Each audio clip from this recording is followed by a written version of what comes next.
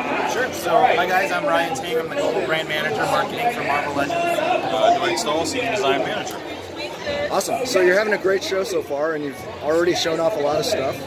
Why don't we start talking about Black Panther Wave? Sure. So we showed Black Panther Wave in kind of two stages. We had the PR breakfast. We showed the first four. So that was T'Chaka, the Act 1 Black Panther figure, which was recalled. It's kind of the updated Civil War suit with the new head. We had Ulysses Claw, and we had the AO/Dora Milaje True Builder. So those were for the PR breakfast, and then with our friends at Marvel.com live stream yesterday, we showed off the purple Vibranium Black Panther.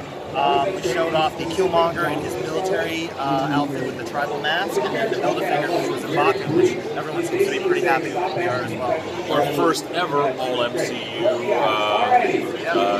brand new wave. The global waves are all MCU. Yeah. Our first all new wave. Yeah. So is that that is unique in that it's the first wave that doesn't have anything that's related to comics. It's all MCU. But is that something that we should expect going forward? Is kind of the live action shows and movies continue, or is that going to be unique for the Black Panther wave? I mean, it's unique for now, but I'm not sure it's going to be unique going forward. I think it's going to come down to what are the right characters that really celebrate whatever thematic beat we're looking to accomplish at the time.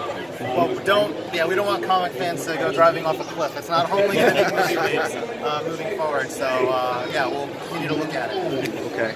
Well, one of the things that's really notable about the wave is the character likenesses. They've gotten really, really good, like with Winston Dukes and Baku and Chadwick Boseman, and also in the MCU 10, the Cap, Chris Evans. Yep. Okay, so what do you guys attribute the massive improvements that you've had with likenesses? Well, it starts with a good sculpt, right? So we've been really, really working to up our game on the sculpting department. In some of those cases that you mentioned, it started with Marvel being able to provide us with really high quality digital assets to use as a base point to begin the sculpt. If you're giving data that tells you where someone's eyes and nose and ears and mouth are supposed to be, to massage it to get it just right for what we need for toy is fantastic when you have a great starting point. So that's first and foremost, and then secondly, I think it's a testament to our new photoreal process that we're doing for the deco, and that's compliments of our HFE development team.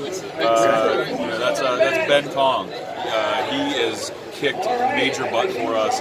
He is a huge fan on the other side of the world, and he's the one who actually brought that to our team, him and his team. And you guys owe him a lot of thanks for working with the vendors in a very painstaking process to deliver this high quality product.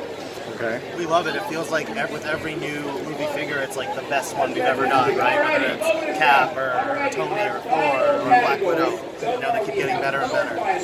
Now you've got, speaking of character licenses, you've got AO in the wave. Yep. Turns out she's going to be a troop builder with multiple heads. Now you've done a couple of those recently, like you've done Madrox. How about getting back to something like Hand Ninjas? They're all over the Netflix series. They're all throughout the comics. Yeah, Hand Ninjas.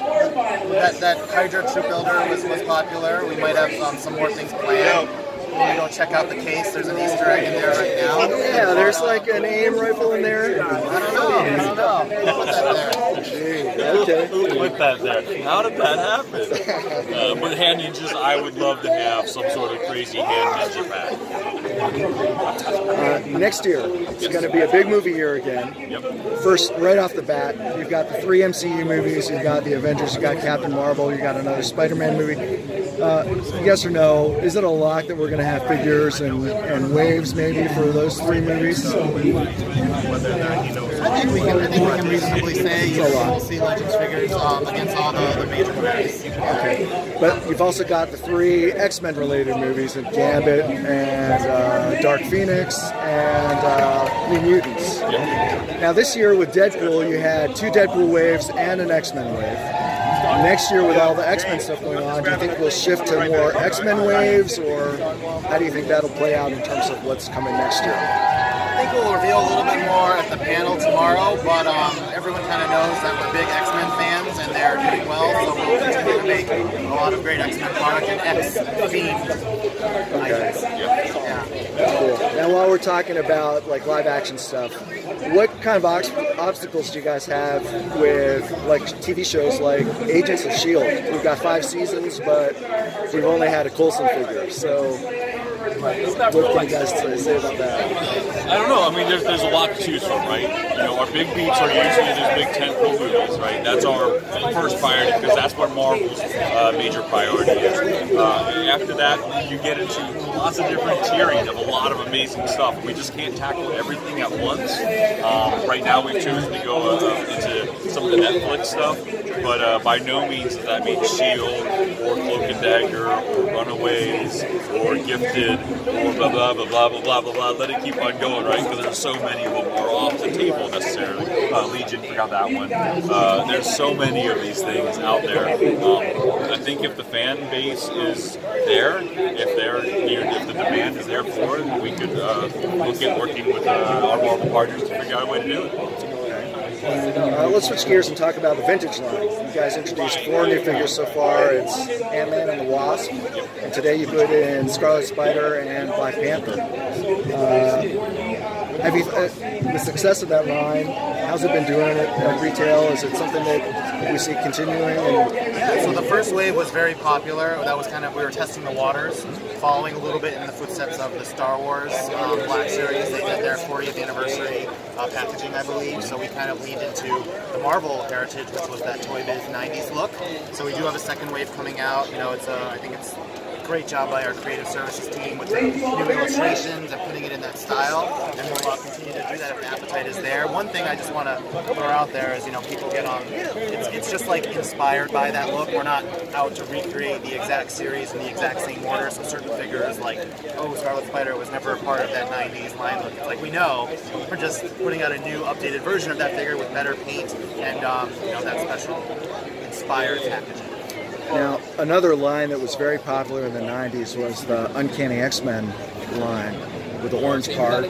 Yeah. Have you guys thought about, like, maybe delving into that area? We've thought about it. We've thought about that. We've thought about Spider-Man. We've thought about Fantastic Four. We've thought about all those amazing, very iconic cards and eras of toys. So I think it's just trying to figure out, you know, the right pacing for that stuff, but yeah, it's all been in the discussion plan. We all grew up with those too, and I still have a bunch, so I'm certainly very aware, and the team is too. He has a bunch.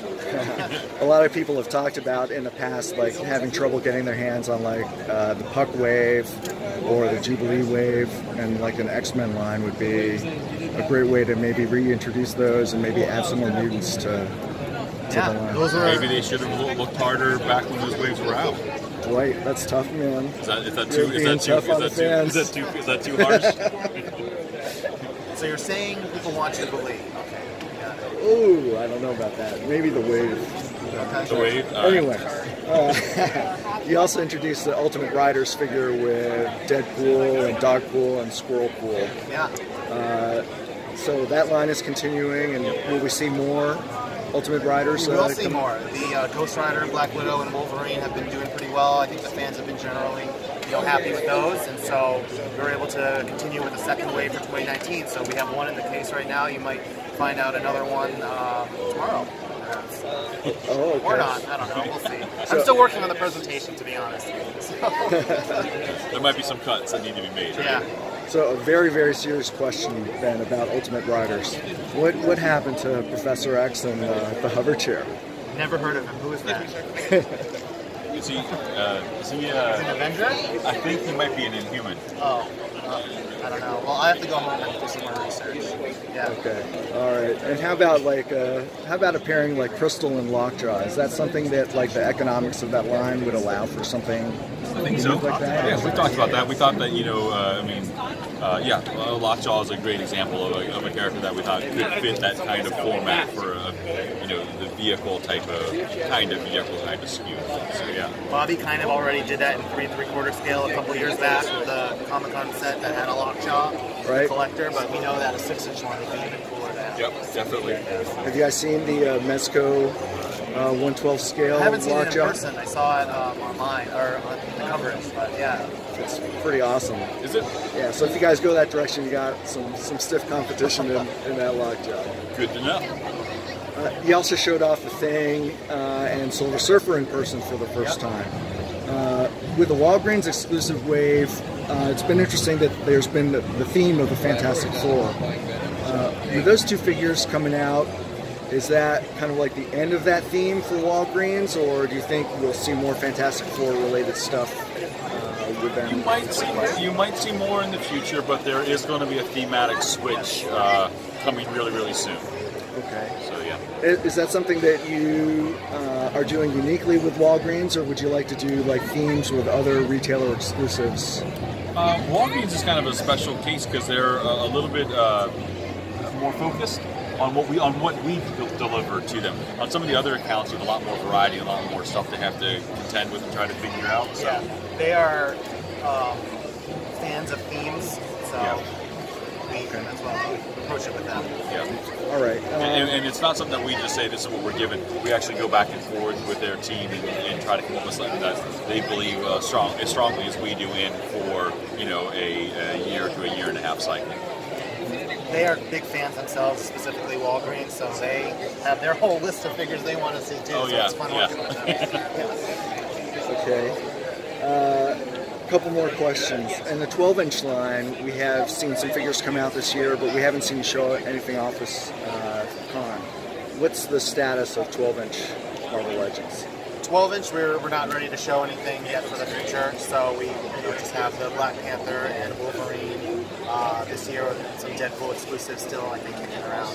Those are all we have. Okay.